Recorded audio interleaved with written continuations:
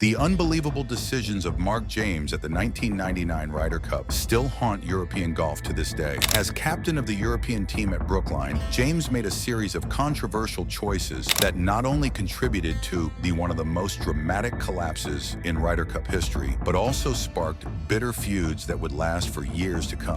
Born on October 28, 1953, in Manchester, England, Mark James had built a respectable career as a player, securing 18 victories on the European Tour between 1978 and 1997. He was a 7-time Ryder Cup player himself and was named Europe's captain for the 1999 competition at the country club in Brookline, Massachusetts. But it was his captaincy, not his playing career, that would define his legacy in golf. The controversy began with James's selection process for the European team. The top 10 players from the European Tour points table automatically qualified, leaving James with 2 captain's picks to complete the 12-man squad. With these crucial selections, James made a decision that immediately sparked outrage across the golfing world. He chose to omit Nick Faldo and Bernhard Langer, 2 icons of European golf. Nick Faldo wasn't just any player. He held the European record for Ryder Cup appearances with 11 consecutive tournaments and remained Europe's all-time leading points scorer. Bernhard Langer, a 2-time Masters champion, also brought a wealth of experience and a proven record of success in the Ryder Cup. Instead, James selected Jesper Parnevik, a veteran of previous Ryder Cups, and Andrew Coulthard, a 29-year-old Scottish rookie making his debut. The choice of Coulthard over established champions like Faldo and Langer was immediately perceived as shocking and controversial. James defended his choices, claiming that Coulthard was playing by far the better golf leading up to the Ryder Cup, while Langer's form had dipped. Regarding Faldo, James suggested that even if Faldo had won his last qualifying event, his overall ranking would have been too low, around 25th, to warrant selection. James even admitted to making his decision partly on a gut feeling that would soon be questioned by nearly everyone in the golf world. The reactions were telling. While Bernhard Langer reportedly accepted the captain's decision with grace, Nick Faldo was furious. Having actively sought a place on the team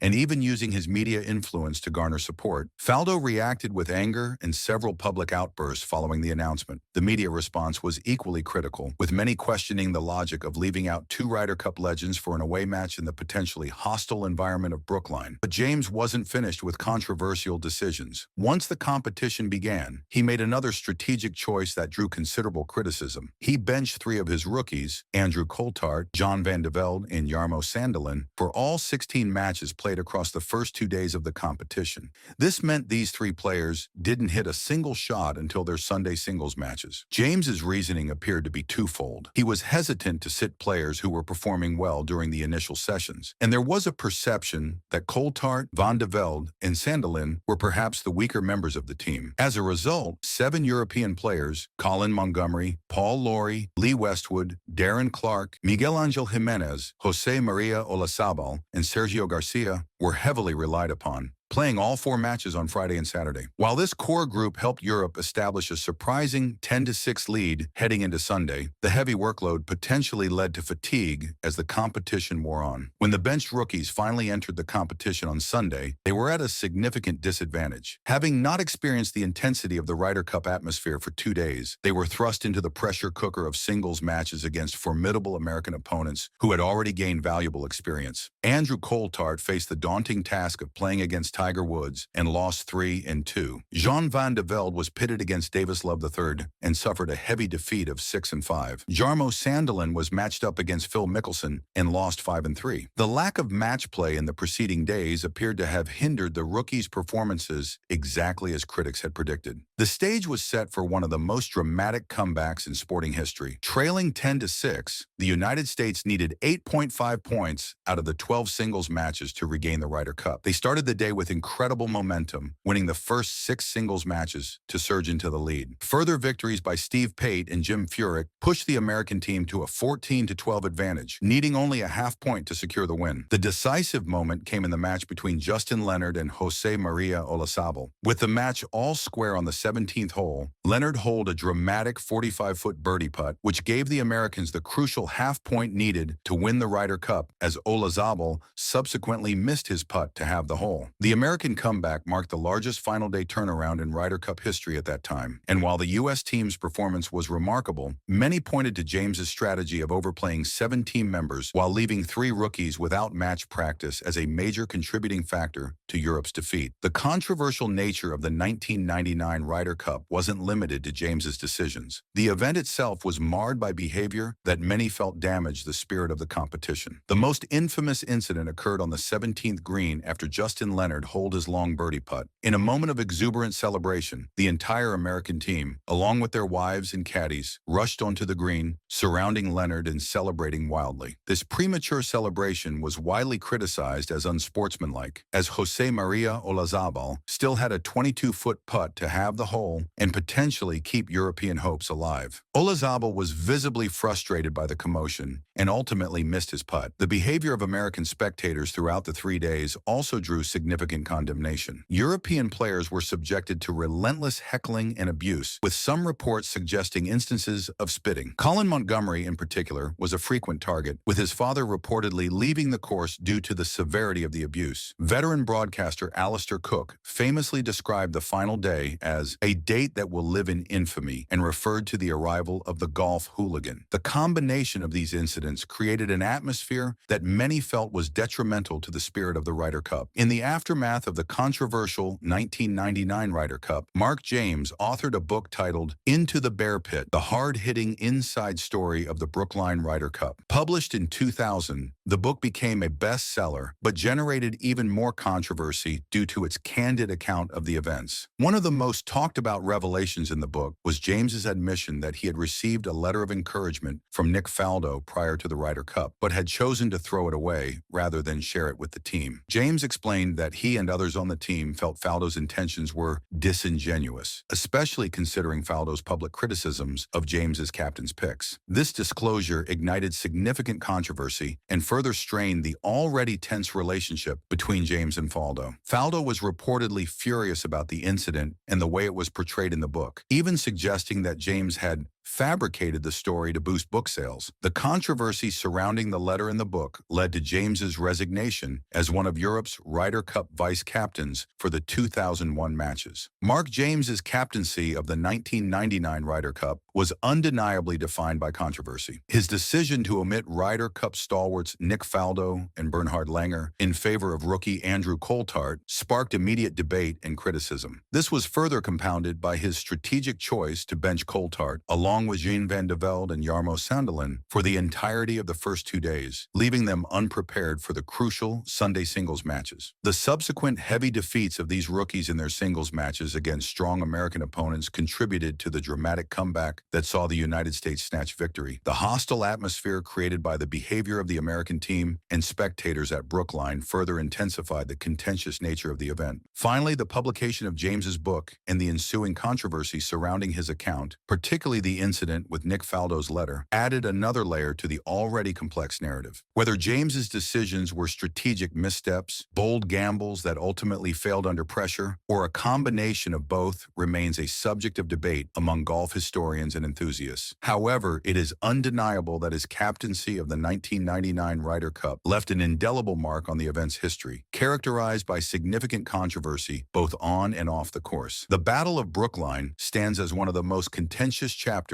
in Ryder Cup history, and Mark James's decisions continue to be scrutinized by golf fans worldwide. His captaincy serves as a cautionary tale of how leadership choices, team management, and handling of personalities can impact not just the outcome of a sporting event, but also leave lasting scars on relationships and reputations in the golf world.